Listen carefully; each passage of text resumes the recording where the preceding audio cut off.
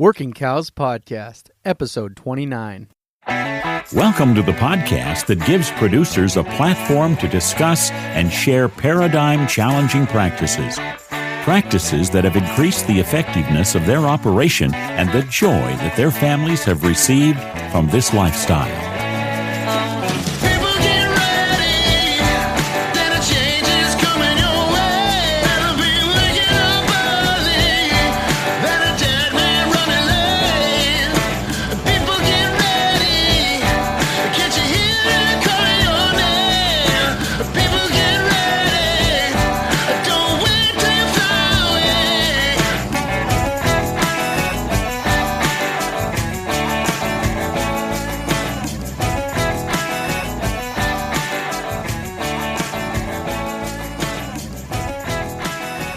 Howdy, everybody. This is Clay Connery from the Working Cows Podcast, your host, and I am excited to introduce to you today my first repeat guest, and that is Dallas Mount. He is an extension educator in Wyoming, as well as an instructor with Ranch Management Consultants for their Ranching for Profit School, and he also is one of the instructors in the High Plains Ranch Practicum. He, along with Aaron Berger, Dallas's previous episode was episode 2, so workingcows.net/2 if you want to check that out. Aaron's previous episode was workingcows.net/6 if you want to check that out. Had a great conversation with him about cow depreciation, which has been a constant consideration around our place. So without any further ado, I will get you into this discussion with Dallas Mount. We are talking with him about his recent trip to Australia and some of the challenges to his paradigm and the things that he learned while he was there. Dallas, thanks for joining me today on the Working Cows Podcast. It's a pleasure to have you back as my first repeat guest. So I think when we first recorded, I was a little bit nervous, and I was trying to wrap my head around how these things should go, and I didn't give you the full credit you deserve for inspiring this deal. So first of all, thank you for that. It's been a great journey and gotten to talk to a lot of people that I probably wouldn't have been motivated to call and say, hey, can we sit down and talk for a while without you originally planting the seed. So thanks for that. Yeah, you bet, Clay. It's an honor. I'm probably the number one fan of the Working Cows Podcast. It's right on the top of my podcast aggregator, and oftentimes listen to it as we travel, and the kids are like, oh, Dad, that's that cow show again you're going to make us listen to. So anyway, I'm a big fan. So credit to you for sticking with it, for keeping the episodes going. Man, there's been some awesome guests and some interesting conversations. So thanks for letting me sit in on them. Sure. No, it's been great. And, I guess in my mind, the best is yet to come. And that's not to say anything about the guests that we've had on, some of them coming back again for a second time, and some other guests that I've gotten in touch with for the first time. So I'm really excited about the future as well. So cool. Speaking of travel, you just did some traveling and were in Australia for 4 months. How long was it? We were in country for 3 months, for 90 days. Gotcha. Yep. And what was the purpose of that trip? Yeah, so I've actually, my family and I, we're not much in travelers. I mean, we'll take a weekend here, a few days there, and go places, usually with a day's driving distance. So this was quite a stretch for us. As a university employee, at academic level, I'm eligible for a sabbatical or extended professional development leave. So a year ago, I put in for this, and I was able to get a 6-month leave. And so that's happening right now. Started in January, and it goes through June. And with that, you make a study plan, you study something, and it usually involves a trip somewhere and getting out of your element. And the idea is to take somebody mid-career and broaden their horizons, give them new perspective, allow them the opportunity to refresh, and then come back and use that in their work. So I put together a plan to go to Australia and find folks that were doing outstanding education with ranchers, see what kind of things they were doing, learn how their teaching methods. And then secondly, I wanted to get on some stations, see some properties, see how ranching's done over there. And I was able to accomplish all of that. It was just an outstanding time. I worked with two organizations primarily. RCS, you had David McLean on a few weeks ago. David's the general manager of RCS. RCS is very similar to the Ranching for Profit organization here. They're sister companies, no financial connection, but they both do similar things, have similar origins. So RCS was a wonderful host for me. They were the main organization that hosted me there. And then I was lucky enough to work with another group called KLR Marketing. And three ranchers that started it, last names of K, L, and R. And they came over here and spent time with Bud Williams, learned from Bud Williams, and got excited about the marketing stuff that Bud was teaching and wanted to take that back to Australia. And these guys have done an outstanding job of putting together a world-class curriculum on the Bud Williams marketing concepts, and also have a group of alumni that keep up with them. And one of the interesting things is all three of these guys are involved in production agriculture and also do the KLR marketing school. So those were my two host organizations. And then the rest of the time I was there, we spent time going and seeing different places. We got from Queensland to New South Wales. It's kind of like saying from Montana to Texas when you come here. So a big difference in production environments, and a lot of miles or kilometers or Ks, as they call them, driven around the country. So it was an amazing trip.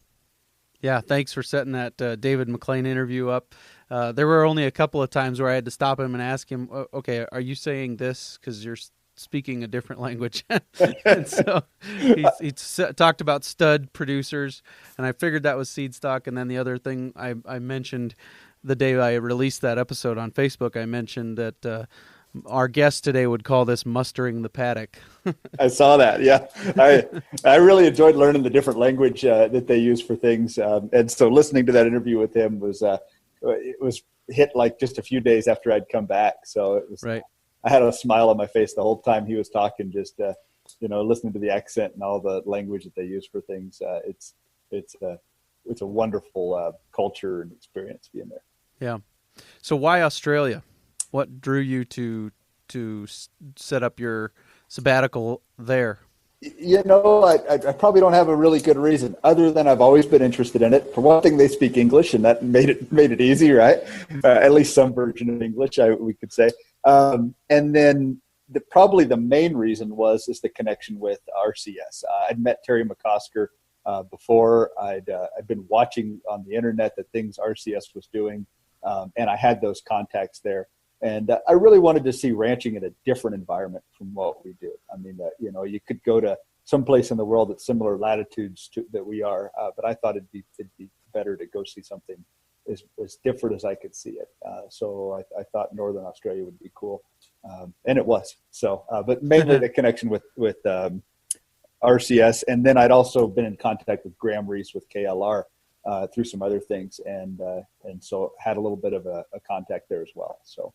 Those just happened to grow. Yeah. You mentioned that part of the purpose of these trips is to get you out of your element. So how far out of your element would you say you were? If you look at the latitudes as to where we were, our base in Yeppoon, which is a town near Rockhampton. Rockhampton is the larger town that some of us might be aware of.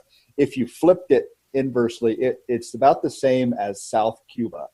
It's further south than anything in the continental U.S. And that's kind of where we started. And then we went north from there in Australia, which would be like going further south in the northern hemisphere. So it was really a tropical area that had lots of heat, lots of sunshine, not really any winter to speak of, but then extreme variations in terms of climate variations. And that was one of the interesting things to see. And then Brahman cattle, I've been to Texas a few times on some different trips and seen some Brahman cattle, but never to the extent that we encountered there. The Brahman cattle and the extensive ranching environment, I heard David talk about ranching in the north in Australia and the territories in northern Queensland. You get into some extremely extensive environments that are broader scale than things we think about here. You know, at ranching in Wyoming, we think, well, we know from big ranches, right? Well, we don't know squat, right? those guys have some enormous country. One of the things that really that opened my eyes to it is I was with a fellow by the name of Jim Lindsay. Jim's an amazing guy. I'm going to tell you about him as the interview goes on. We're flying in his plane. We're flying in his 182. We're going from Long Reach to Hughenden, and climbed up pretty high. There were some cloud layers going on that day, so we went and decided to fly above them. And I think we were 8,000 feet or so. And Jim looks over at me and says, "Are you bothered by the altitude?" I said, "No, it's fine." But we were up that high, and we were looking down, and we're talking about the landscape. And I said, "Oh, well, there's a headquarters, a station headquarters." And he said, "Oh yeah, there it is." And he knew whose name it was. And I said, "Where's the next one?" And I'm looking around from 8,000 feet above the ground, and you can't see it. So he's like, "Oh yeah, we got to fly for a ways longer before we'll be able to see the next one." So, wow. I mean, you're talking, in our scale, 100 miles between places would not be unusual there. And it's, the roads are pretty poor quality, very similar to a county road would be similar to one of our ranch 2 tracks. It's kind of what it would be. So traveling 100 miles on that to go visit your neighbor, it turns into quite a trip. Wow. Yeah. Yeah, that was an interesting thing, is just the scale and the ability that they have to spread that overhead out over a lot more head of cattle, because it's not just more acres that they're running on. They tend to be, the average size of a ranch there seems to be quite a bit bigger than the average size of a ranch here in the States. It is, yeah. The number of head they run and the overheads, and I guess I assume that's where our conversations go, is to talk about what kind of things ranchers here can learn from what I saw and those things. So if I can jump in with that, I think that to me is the number one thing that really hit me upside the head is the scale and the amount of overheads. So let's talk about Jim Lindsay some more. I spent 3 days with him on his ranch south of Hughenden, in central Queensland, inland a little bit. So if you want to Google it, the town is Hughenden, Hughenden. So Hughenden, Queensland. And so we're on his place, and he's talking about what he's done over the course of the years, and he put this place together. And there's 2 stations there that are put together by Jim primarily. And he was saying, well, 7 years ago we had 6,000 head here. And I said, well, what do you have now? And I think it was like 150 cows. And I said, well, what in the heck's going on? And he said, well, we've been in drought for 6 years. So almost fully destocked. And these 150 cows are kind of his, he's got a Brahman breeding herd, a stud herd, as they would call it, that he sells some bulls out of. And these 150 were out on adjustment. He'd send them out to somebody else to take care of for a time period. So he had been completely destocked for some time. And so we're looking at this ranch, and he's talking about, running the yearlings and running the cows and being fully stocked. And we saw pictures of it when it was, the grass was before the drought, and it looked like the Flint Hills of Kansas. I mean, grass up to your waist, thick, lush, beautiful green grass. And when I was seeing it, it was almost like a desert.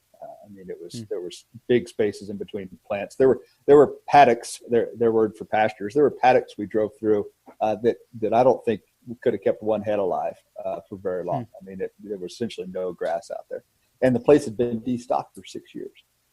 So back to the overheads, we walked out. He was doing something, and he asked me to run down and get the pickup, or the ute, as they call it, out of the shed. And so I went down and jumped in the ute, and as I'm in the shed, I'm looking around, and I thought, there's just not a lot of stuff in here. So it's essentially an open-face machine shed. There's the typical ranch tools, from chainsaws to four-wheelers to, a good supply of tools, but there's not the stuff that you would expect in an American ranch. It wasn't a whole pile of tractors laying around. And you think about a ranch that runs 6,000 head, the types of things you would expect to see with that. The level of machinery, the number of machine sheds, it would generally be a start of it. The number of people that would be involved with running an outfit that size. And I'm looking at what Jim's doing, and it's he, and on the station 20 miles away, it's his son, his daughter and son-in-law, and it's Jim and his wife. So there's the four of them, and just not a lot of stuff, not a lot of things to break down, not a lot of things to have to keep running. Just really keep the idea of ranching very simple and let nature do what nature does well. Help her out along where you can, but let's not overcomplicate it. And I think that's something the Australians do really well, especially, and I'm talking in the northern part where they have the scale. When you get down into the southern part, the operations become smaller size, more similar to what we experience here. So I think the idea of keeping overheads low, letting the animals be animals, letting Mother Nature take care of it, and then that drought resiliency is really the second thing that really hit me pretty hard there. So they're doing, those things with basically 4 full-time labor units. Are there some things that they're doing that are helping with that, or when they restock, will they bring back more labor to the place, or are there some things that they're doing that are saving them some labor that you were seeing? Yeah, I never really heard him talk about having additional labor when they were fully stocked. I didn't really ask, to be honest, and I did see it in a destocked setting. So, I'm guessing here. And I would say it's less than 4 full-time labor units. Jim's got a lot of things that he's involved in, from KLR marketing to low-stress stockmanship schools. His wife has quite a few interests off the place. And so his son-in-law is really the one, and daughter as well, is really the one there day-to-day doing most of the things. So it's probably not 4 full-time units. When they're fully stocked, I'm not exactly sure what they're at. I didn't see housing for outside help, that it looked like it's set up pretty much just for them, even when they're fully stocked. So yeah, I think it's just a matter of, they do run things extensively. And on Jim's place, there's 2 kind of primary places. One is set up in a cell grazing where the animals are moved every few days. And the other one is set up in more of a set stocking way where they just put the animals in there and gather them maybe once or twice a season and do what they need to do with them. So there is a lot of country where the animals really are just kind of run out, and it's survival of the fittest. We can, you can call it the Christopher Columbus style of ranching, where you go and discover them every year and see what you have. But that's not the case for everybody. But there are quite a few operations that do just, turn the animals into the pasture, and you come in there and you gather them once a year, and you wean what you're going to wean, you sell what seems to be open, and you keep doing it again. So, the low production, low overhead model is still going on there to a fairly large degree, especially in the north. Sure. We're going to take a quick break and thank our sponsors. Then we'll come back for more with Dallas Mount, recently returned from Australia.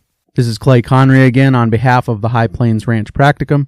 I just spoke to Dallas Mount. We have an episode coming up with him in a week or so, but I wanted to let you know that they're getting filled up on their classes, and I want to challenge somebody from South Dakota to be a part of that class if there isn't already a member of the class that's going to be from South Dakota. You may be thinking that's a long drive. Well, I can guarantee you that the High Plains Ranch Practicum is worth the drive. I can also recommend a very awesome Airbnb with 4 beers on tap included in the cost of the rental of the Airbnb. So hpranchpracticum.com. Go check it out and register soon before they fill up. We're back here with Dallas Mount. He just returned from a sabbatical trip to Australia, and we've been talking a little bit about some of the things that he saw there that were intriguing to him.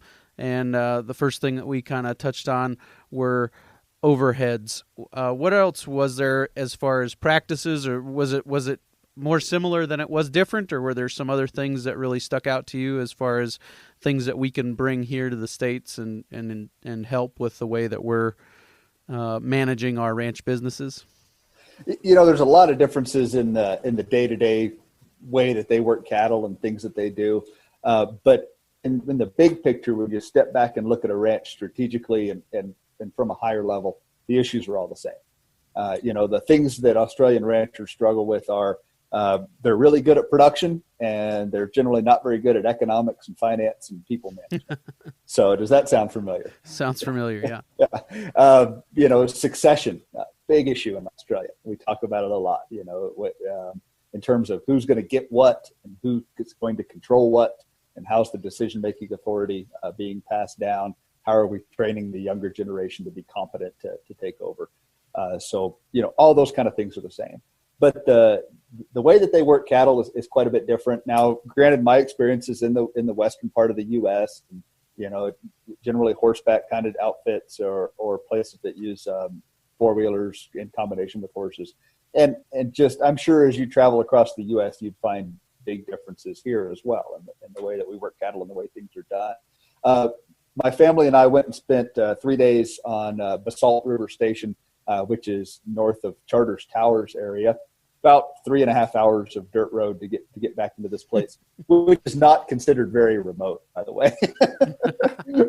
So we went back in there and spent some time with them, and super nice family. They were awesome, a whole lot of fun, and they had organized a muster and a branding for our visit. So we got to be involved in the muster or the gather of the cattle, and then branding the calves. So the way that the muster worked, and this is pretty typical of the larger places with some brush, is generally everybody has a neighbor that has a helicopter, right? So that's not the way it is in South Dakota, Clay. No. So they generally call the neighbor up and say, "Hey, this is the paddock we're going to muster.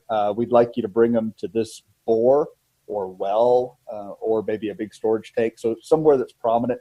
So the person in the helicopter will gather the animals out of the brush, drive them towards whatever that agreed upon location is. On the ground will be the crew and this crew was all on motorbikes and four-wheelers. And a lot of the ranches are set up where the paddocks or pastures come together in a lane. And then the lane is oftentimes, I think of a lane as being 50 yards wide. These lanes are maybe 300 yards wide. And these lanes run up, connecting all these paddocks together, and they take the animals to a set of yards or working facilities. So once the helicopter got them gathered, we got behind them on the bikes and took them to the working facilities, put them in the yards, and then the next thing that was interesting is they run the animals through what they call a race draft. Okay, so a race is what we'd call an alley. So they run them down the race, and then at the end of the race is a set of drafting gates. And the way this works is a guy stands on an elevated platform, and he runs a series of levers. And this one happened to sort the animals 5 ways. So he could push one lever, and it would open this gate, and they'd go there. There's others that are set up on hydraulics with remotes even that people can carry around and run the race or the race draft by that. I think you posted a video of that, right, on Facebook of somebody operating. I think I did. Yeah, something like that. Yeah. So they run these the whole mob or the herd. They put them in here and they run them down the race. Calves, cows, bulls. They call them strangers or neighbors' cattle. Dries, wets, and so a couple people are watching them run down through the race, and they're calling out dries. And so they're sorting cows from calves this way. For in my neighborhood, running calves and cows down an alley together is kind of a recipe for a disaster. But I tell you, these Brahman calves are tough little buggers because they just get run right over by these cows and stand back up and keep going. So they get everything sorted, and that took a couple hours. I think there was 1,400 head in the mob. So they sorted them all in a couple hours, and then we started working calves, and they do everything through a table, really well set up table. It lays over nice. You work it at waist height, and these calves were anywhere from fairly newborns to 300-pound calves. So there was a pretty good swath in among the calves. And so for the next 2 half days or a full day of work, essentially, we branded 700 calves with about 4 people working. So they really got through them fairly quick. Some interesting things with that is the way they castrated, did it with a knife, but they usually would cut the bottom of the sack off and then pop the nuts out and kind of work them and peel them out. They would actually put the nuts between the fingers do 2 cuts, 1 cut on each nut. And the guy castrating was just phenomenally fast at it. And no vaccinations were given. They dehorned with a knife. The guy on the dehorning knife went about as fast as this. Catch the calf, lay it on its side. Guy walks up, zip, zip. He's got him dehorned. The guy's already done castrating. The guy that was castrating reaches back, grabs the branding iron, puts 1 brand on, puts a 2nd brand on. The calf is set up and released. And that's about as fast as it took to process a calf. So they really went through them fairly quickly. Were they just cutting the testicle then and leaving it on? They weren't cutting it off? Or? No, they were cutting it off, but he puts them through his fingers and he pops the scrotum open right over the top of each one, and then pulls it out through there. But I thought it was interesting the way they did 2 cuts for him. Oh, okay. Yeah, I got you. So 2 cuts in the scrotum. Yeah, actually. 1 cut for each nut. Yeah. Ah, interesting. So yeah, just different ways of doing things. He's like, well, how do you do it? So I'm like, well, let me show you. So we, and I'm sitting there working, and he could have done 5 by the time I did 1. But it was fun to share some of those things. Just some interesting things about the stockmen. They carry bull straps. Generally, the jackaroos is what they would call a cowboy or a buckaroo. The jackaroos wear these belts that are a bull strap, and they can use them to either hobble something, or they could put it on the flank of a bull and tie it down. So just some kind of interesting, different workwear that you would see. It's very common to see the ranchers in shorts. Where that doesn't happen out here very often. But they'll often wear shorts, and then some of them wear kind of gaiters that go over their work boots for walking through the grass and those kind of things. So, sure. But yeah, the people were super nice. Of course, you get out in the rural, and that tends to be the case here too. But very welcoming, and man, we just had a blast. Whenever anyone talks about how nice Canadians are, I'm like, have you ever been to the flyover states, or do you just spend all your time on the coasts? Because I think we're pretty nice out here too. Yeah. No, that's all really good stuff. You mentioned webinars before we started recording. Are those going to be publicly available? Are people going to be able to attend those webinars? Or so what I'm doing, I'm actually starting to work on it right now. I'm putting together, we've got hundreds and hundreds of pictures. I'm sorting through them, finding the ones that are the best to show some of the experiences we had and things that we learned. My thoughts are going to be put together more succinctly than what I've done here, but I'm going to do a series of workshops, or essentially presentations for ranchers that want to come. Do some local ones here in Wheatland and by invitation. So if you're a part of a group that wants to bring me out to share some of this stuff, I'd be glad to do it. And I've also I think the most valuable thing is I was brave enough to ask a lot of these folks to get in front of a video camera and tell me about, like Jim Lindsay talking about going through a drought for 6 years. I've got Rod Knight, who's on KLR Marketing, talking about how we decide when we buy animals and when we sell animals, and are these emotional decisions, and how do we get away from that trap of making our marketing decisions based on emotion. I've got Graham Reese talking about succession and going through some difficult succession things with his family and how he dealt with that. So I want to edit all these videos together to bring the highlights of those, bring the pictures in, do a couple of these live so I can run through it and get better at it. And then I'm going to host a webinar where I'll run through some of these pictures, videos, and we'll make that public. I'll record it. And of course, it'd be fun to have people join me live while I'm doing it to ask questions and interact. But once we've done that, we'll record it and post it, and I'll be sure to share it with you, Clay. Sure. Yeah, we'd love to either help promote that or get the word out about them after the fact. Whatever you want to do, just let me know and we'll do that. Speaking of other continuing education options, how's the practicum coming together for June and on into the future? Is it June, August, September, November? It is. Yeah, I think we go. The dates are on the website, and I'm actually embarrassed to say I don't know them off the top of my head, but I know we do start in the middle of June and we wrap up in November. So we've got registrations are rolling in. In fact, we're more than half full. I would kind of expect that we'll fill up here before too long. So it's looking like we're getting another really good swath of ranchers from a wide area. I know we've got registrations from Montana, Wyoming, Nebraska, Colorado, and I'm pretty sure South Dakota are already on the list. So the classes are going to be held in Cheyenne this year, starting in June. And, that's speaking of things I saw in Australia. And maybe it was the people that I was associating with and running around with.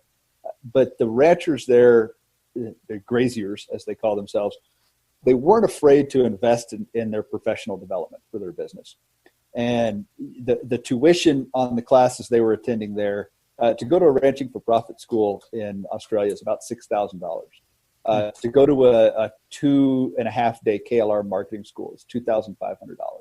That's just tuition. That doesn't include transportation, doesn't include lodging, doesn't include all your meals while you're there. And the classes I went to were full, and the people were excited to get in there, and they were saying, what can we do next? What can we learn over here?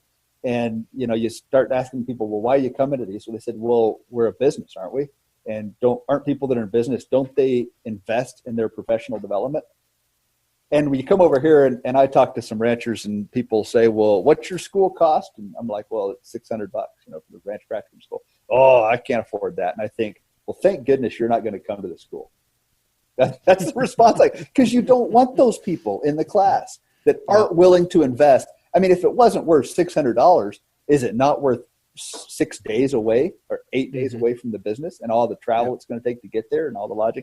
So I don't know. It's just, to me, again, maybe it's just the people I was running around with there, but the mindset of I'm a business, I'm going to invest in myself, I'm going to take time to make management decisions.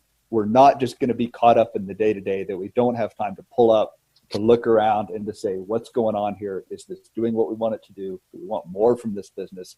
And how can we ask it to do more? So anyway, a little bit of a soapbox there, but if people are interested in doing some professional development on their ranch, the Ranch Practicum School is coming up starting in June.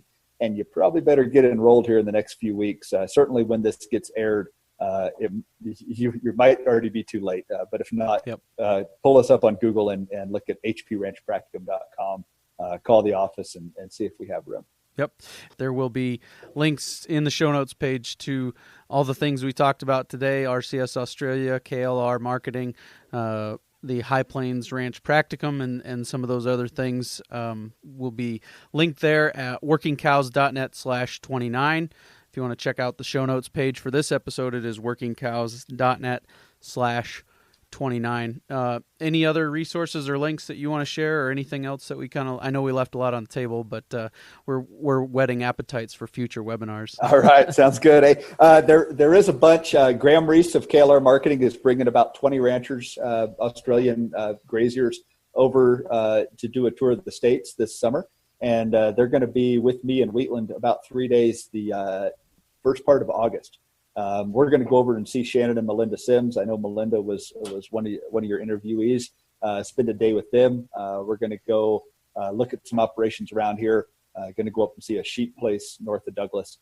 So these folks are going from Texas to Yellowstone and traveling up there in about a 3-week trip, exploring the U.S. So if you happen to be around and want to join us, I'm looking to bring some U.S. ranchers. They're going to be in Suburbans, and I want to have at least one rancher per Suburban to throw in with them while we do our driving around, so they can get a local giving them the tour.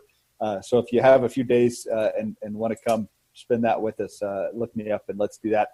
And thinking about it down the road, we're going to put together a trip of U.S. ranchers at some point to go over to Australia and spend some time with them, looking at their country. Amazing opportunities. Sounds really great.